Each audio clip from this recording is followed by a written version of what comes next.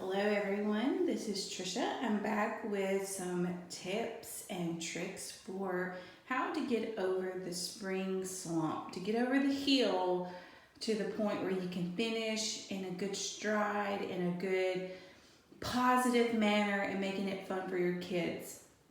Now, I have a kindergartner and we are doing the Memoria Press kindergarten curriculum, and FYI, this is the most amazing curriculum I've ever seen in my life. I love it. I'm very sold on it. So the first things first is I like to be organized. As you see on my manual here, we're on week 24. On my manual, I have most everything highlighted.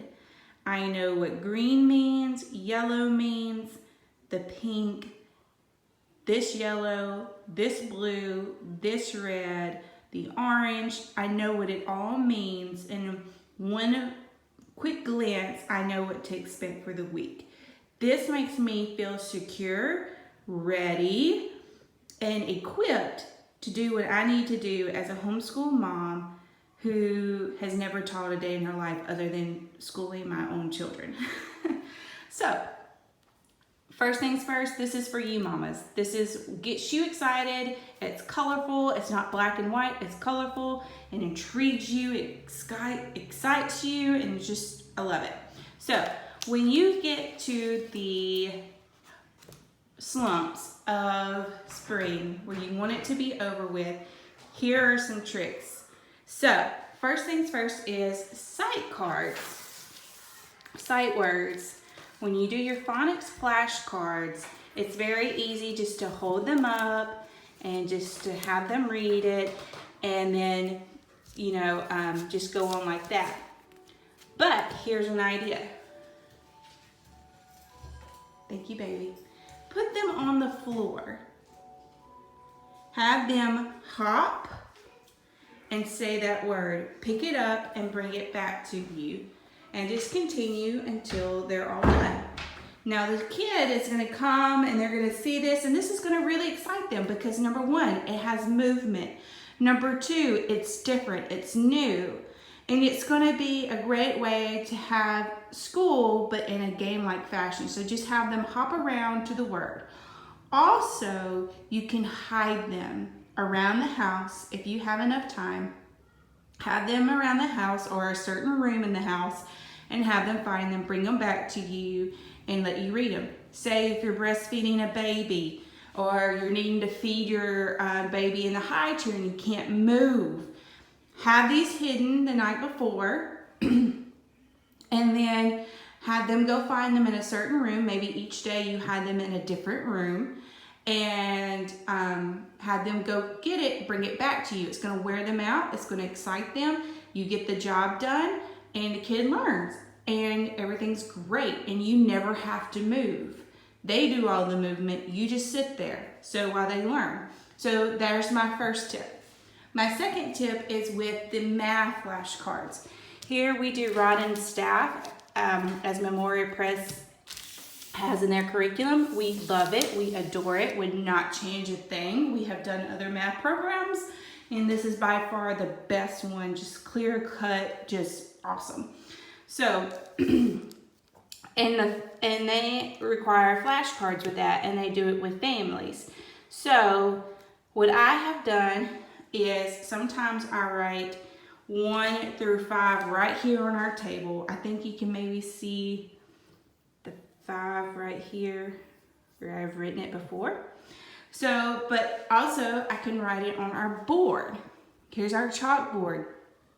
So I can hold up a flashcard, 4 plus 1 equals, and then she's supposed to take her pointer and point to which number that it makes. 4 plus 1 equals 5.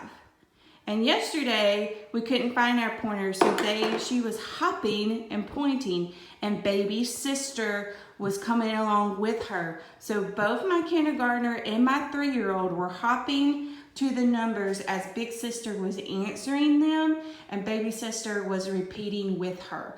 It was a great moment for our family. It was awesome. I feel like both girls were learning, and I feel like they were learning in a fun way that's going to stick with them. So this is a great way to go over your math flashcards in a fun way, other than just sitting there and holding them up. And then like laying them on the table, like making piles. So that would be our 5 pile, that would be our 2 pile, our 4 pile. There's our 2 pile, there's our 6 pile. Like they could do it like that. Okay? Also, incentives. I have gum or some kind of candy or gummy bears, gummy worms.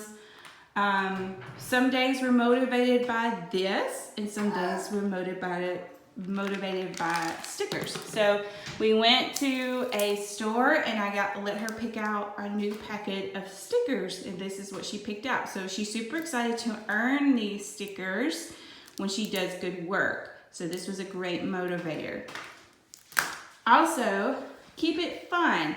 I have mentioned these time and time again. The Quick Sticks paint and the Do-A-Dot dot markers. They're amazing. My 3-year-old can use them. My 6-year-old can use them, and they're fun for everybody to use. And let me just show you. So here we are in the First Start Reading, Book C. She had to read this paragraph and then draw a picture about it, and she used the Quick Sticks for it. It gave her a different feel for those who are sensory prone. It gave a different feel than a marker or a crayon or a pencil. It gave the feeling of paint. It's a real smooth line that they can make, and it's really good for their sensories. And my 6-year-old is very sensory seeking, more than my 3-year-old is. And so she really likes to use these markers, but this is her artwork using that. Anyone think that looks like Rover from Sesame Street? And then with the dart markers, when you use it for your phonics book, it's great for when they have you say the word, and if it starts with the same "w" sound, circle it. Well, this is more fun than just circling it. They can just sit there, take their marker, and dot, dot, dot, dot, dot. Like, it's more fun. It's different. It's movement. It's activity. Fun stuff. And they get to pick the color, and just awesome. So I highly recommend those, especially for days where no one wants to be doing schoolwork, but we have to do schoolwork. Okay. So for kindergarten, you're really starting to learn how to read. You're really getting into it. And with that comes a lot of repetition and a lot of reading out loud to mommy and daddy. So what I do is when they have to do their readers, we do not do them during school time. I let them wait to read this at lunch or after dinner to their father. And this gets their father involved. It also takes a little pressure off of me, and the kid can have a lot of pride in themselves that both parents are witnessing them learning and growing in their knowledge. So usually I have these flagged for daddy, so he knows exactly which ones that she's supposed to read, and she can read them to him and get this sense of pride and accomplishment and affirmation. If you have a kid that really needs a lot of affirmation from both mom and from dad. So this is just wonderful for our family. Also, you know, with Memory Press, you do a lot of recitation. And on that recitation is knowing the continents,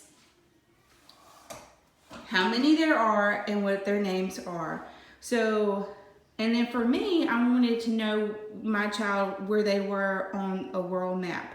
So we got this great little plastic map from Little Passports. Thank you, grandparents. And so my kid, I can say, I need you to stomp on North America. So she'll go and stomp.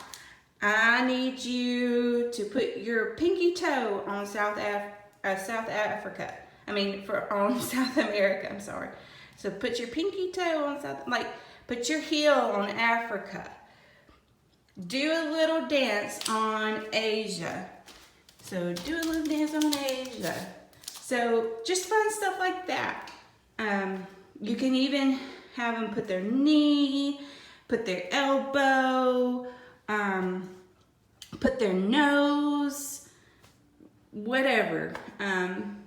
Just to get an active full body on the continent. So that's awesome. And also, you have to know some of the presidents.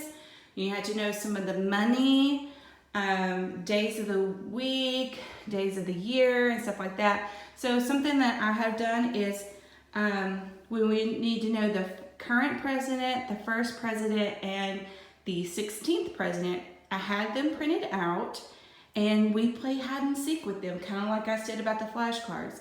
So every day the presidents are hiding. You can see one here in our reading corner. You can see one hiding behind the window.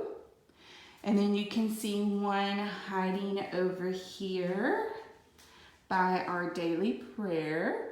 So they're not hidden like hard because I want it to kind of go quickly. I don't want to spend all day trying to find these things. But so they're hidden pretty easy for her to just go quickly grab. Once again, that gives that movement, that body getting up, not being sedentary, just constantly moving. And you know, for kids this age, it's all about keeping them interested and keeping them on their toes, not knowing what to expect coming up. Okay, and now, if you have someone who really dreads spelling, I was that child. I hated spelling. I despised it with my whole entire being. Thankfully, my first child my 6-year-old is a whiz at spelling. She's absolutely amazing. From day one, been great at spelling. But I remember when I was having my own struggles, all the different ways of them trying to get across to me about spelling. And this is also another sensory thing and a movement thing. So here we have a felt board and we have a bucket of felt letters. So if I was trying to get her to spell the word ham, I put up 5 letters and I would want her to use these letters to spell the word ham. And so she would just grab a letter, just grab the letters to spell ham. Sorry guys. And gives it the sensory, gives it movement, action, just something different than sitting down and writing. Now my little girl, like I said, she does great with spelling. She's not great at handwriting. So I have to have her sit down and actually write. But if we were struggling, this is how we would do it. So just wanted to throw those out. So I hope that your school is going great. I hope that these tricks help you. And thank you for stopping by. Bye, everyone.